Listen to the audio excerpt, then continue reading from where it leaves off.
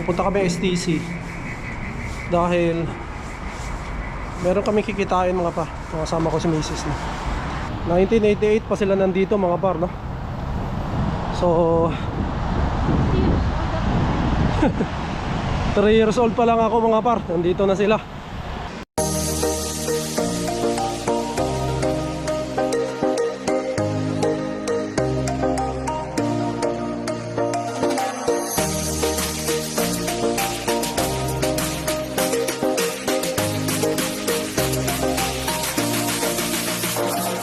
Ito, Davao del Sur nandito. Oh, Canada.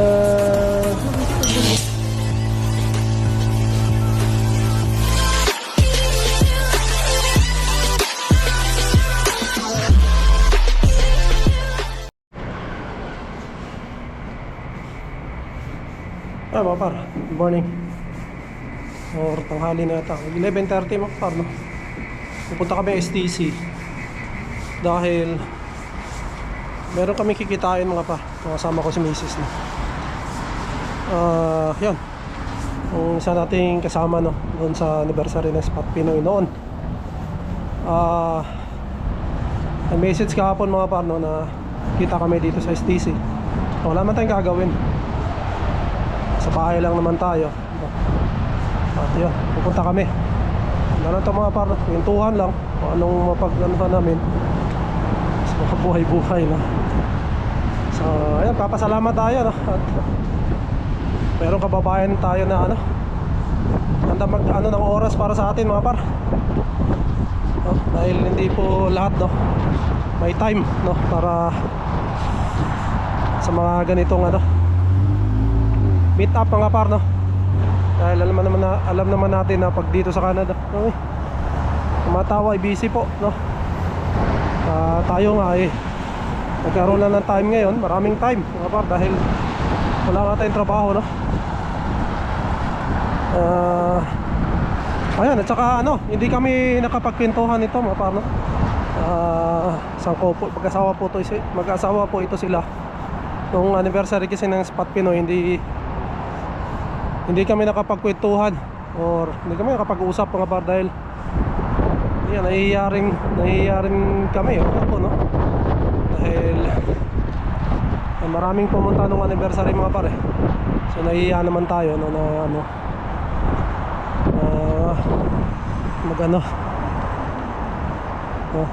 nahihiya po talaga ako mga par, no?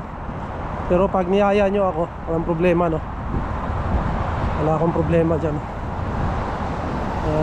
Kaya ayan, ito na siguro yung mga par na time kapag kwentuhan kami matagal-tagal. Depende mga par, no, sa nila, sa time, kung may time sila. Kasi kami hanggang mga par, no, babasa bago mag 3, no? Dahil susunduin pa namin si Inday diyan sa may bus stop, no? Dahil alas 3 kailangan masundo si Inday, no? Kaya babalik ulit kami. Lakad lang. Lakad doon ngayon, lakad lang kami mga par. Hangin, ayan, natunaw na yung snow kami. Kasi na tumaas na yung temperature, nag-plus na.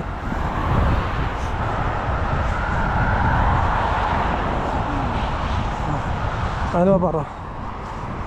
Gumanda niya, natunaw-tunaw na. Yun.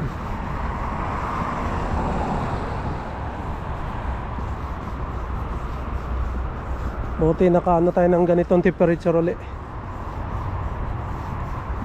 Pero syempre bundok pa rin, no?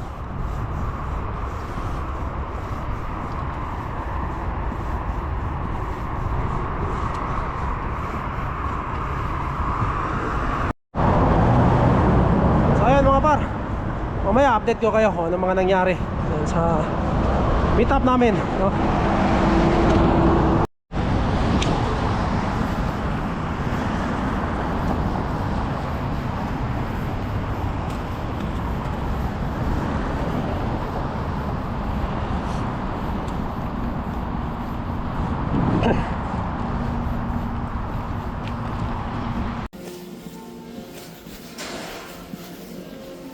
Ayun, maganda ng mga kama mga paro.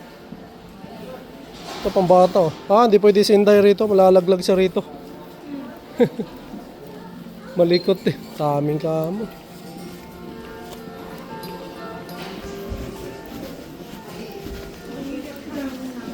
Ayun. Ito pa oh. Ito.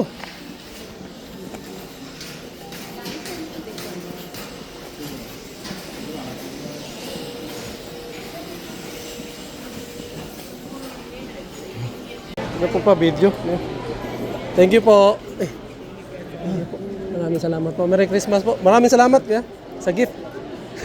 Tagang pabasko. Thank you. Thank you. Merry Christmas. Tayo, Gerson. Opo. Okay, ano naman po ako ni ate na. Sige po. Maraming salamat. Parking sa kanila. Parking. Meron.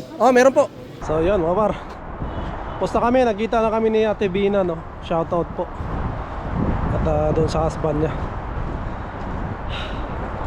Nakita na po kami, no? So, ito yung mga picture namin.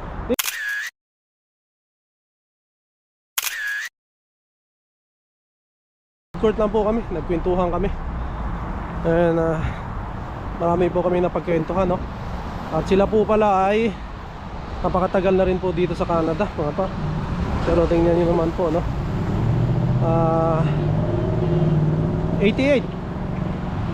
1988 pa sila nandito, mga par, no?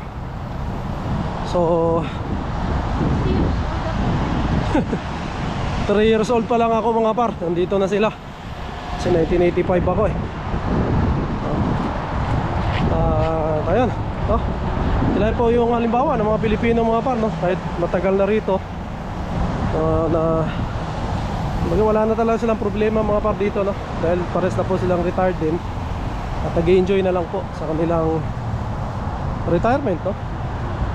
Natutuwa po kami dahil ano po, nagkaroon sila ng time, no? Na para kitain kami, mga par, no? Dahil sabi ko nga sa inyo, dito po sa Canada importante po talaga ang oras, no? Kaya po nung minessage po ako ni Ate Bina, no, na magkita kami, na mag-meet kami, na hindi po talaga ako nag-uupo talaga ako dahil ibig sabihin po, no, napakalaga ng ano na yun, no?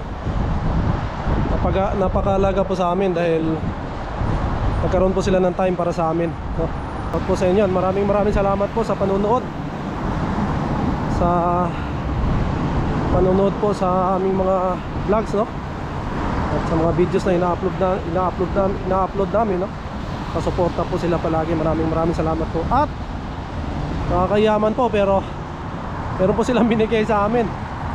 Ito po.